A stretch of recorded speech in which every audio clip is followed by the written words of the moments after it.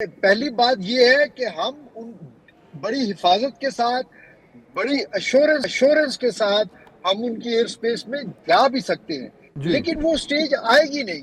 तो उसके क्योंकि हमारे पास जो वेपन्स, वो उनकी रेंजेस इतनी ज्यादा हैं कि वो हमें वहां जाने की जरूरत ही नहीं है। हम अपने कंफर्ट जोन में रहते हुए अश्योरेंस के साथ हम उनके टारगेट्स को डीप इनसाइड इंडिया एंगेज करते हैं। और आई एम श्योर, आपको भी पता है, मुझे कहने की जरूरत नहीं है कि टारगेट सिलेक्शन जो है वो तो पहले से हुई होती है। हमें सिर्फ एक क्लियरेंस चाहिए, और ये चंद मिनटों की बात होती है। एक दफा जो है ना वो ग्रीन सिग्नल मिल जाए अपने शाहीनों को, फिर इंशाल्लाह आप देखेंगे और दुनिया देखेगी। मेरे ख्याल में हमजा साहब, ये बड़ा एक डिसाइसिव मोमेंट आया हुआ है पाकिस्तान इंडिया की। जो हमारी जो ये राइवलरी है 7 दहाइयों की, उस पे ये आज जो कुछ हो रहा है हमारे सामने, मेरे ख्याल में ये एक तारीख रकम हो रही है। क्योंकि इस तरह की कॉन्फ्रंटेशन, इस इंटेंसिटी के साथ कॉन्फ्रंटेशन, इतने हाई स्टेक्स के साथ कॉन्फ्रंटेशन, और उसमें पहले राउंड में पाकिस्तान की ओवरवेलमिंग विक्ट्री, ये जो डायनामिक्स जनरेट हो गए हैं कल रात से, अगर हमारा रिस्पॉन्स होता है तो इन डायनामिक्स में क्या एडिशन हो सकती है? देखिए, एडिशन यही है, अगर जो आपने कहा है ना कि ओवरऑल अगर हम देखें तो इस तरह के अटैक्स जो हैं वो आपको नॉर्मली नजर नहीं आते। यस, रेटोरिक होता है, हाइपरबोल होता है, बहुत ज्यादा एस्केलेटिंग किस्म की बातचीत की जाती है। मतलब कि अगर आप इंडिया के सियासतदानों को अगर आप देख लें, हमारी तरफ से तो नहीं होता इतना ज्यादा, हम हमेशा रिएक्ट करते हैं। बट मैं पढ़ रहा था कि 1971 के बाद हिंदुस्तान ने अटैक किया पाकिस्तान की सॉइल के ऊपर, 1971 के बाद।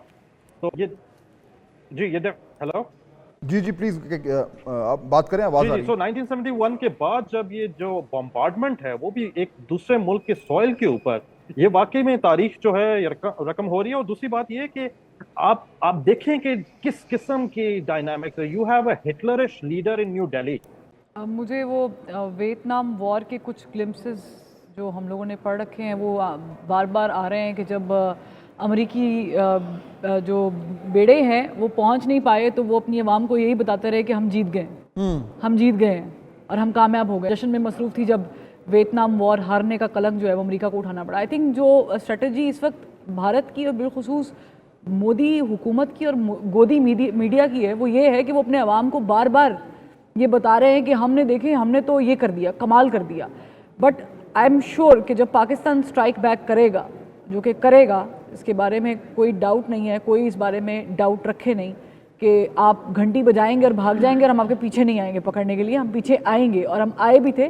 वो तो आप शुक्र मनाएं कि हमने आपको छोड़ दिया, हमने आपका वो सफ़ेद झंडा जो है उसकी कदर की कि आप अमन चाह रहे हैं इस वक्त, तो हम अमन की कोशिश करते हैं।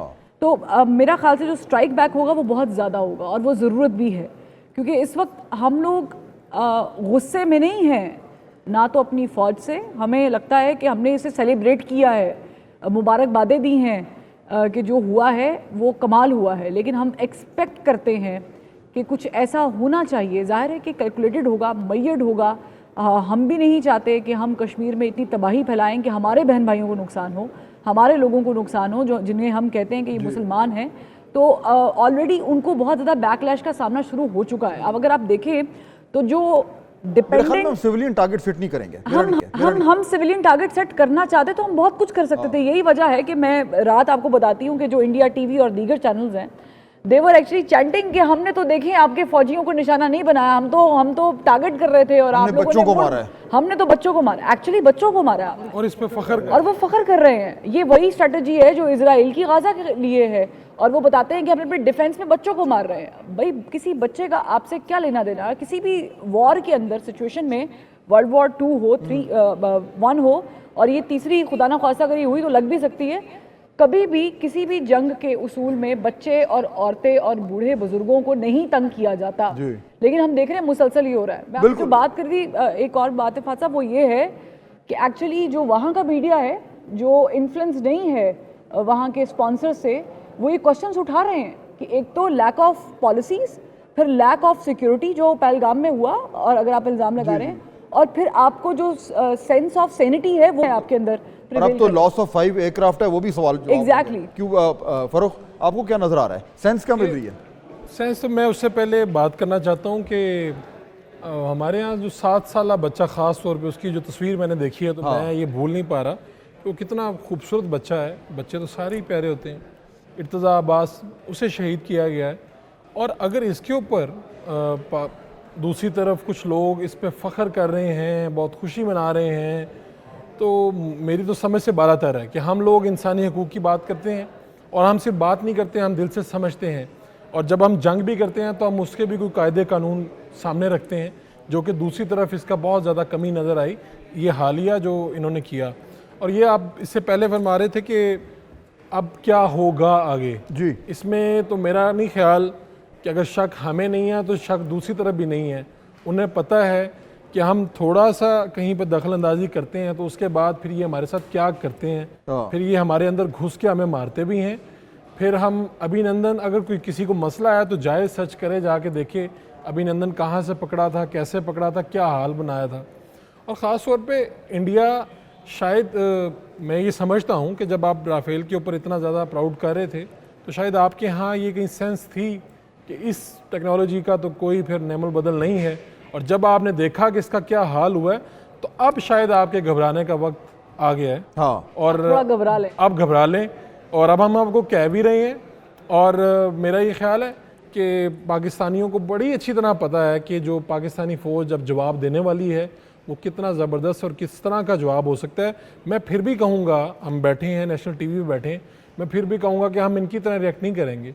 हमें बाद गाँव का तकद्दुस पामाल नहीं करेंगे, बच्चों के ऊपर नहीं जाएंगे। सिविलियन आबादियाँ, इनको पता है इन्होंने हिट ही सिविलियन आबादियों को की है।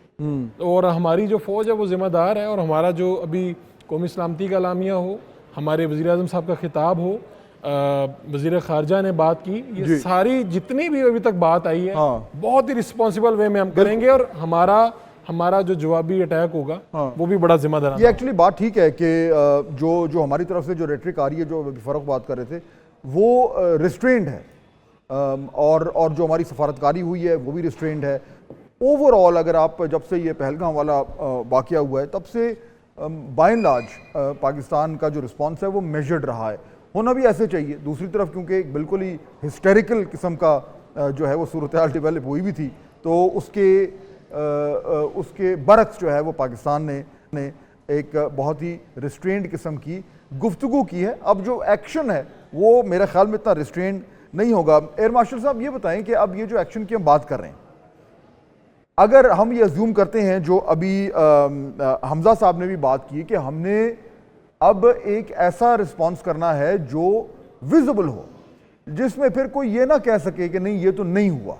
और क्योंकि जब वो इस तरह का विजिबल रिस्पांस होगा, विजिबल डैमेज होगा, तो ही जो डिटरेंस का कॉन्सेप्ट है करेगा, वरना वो नहीं करेगा।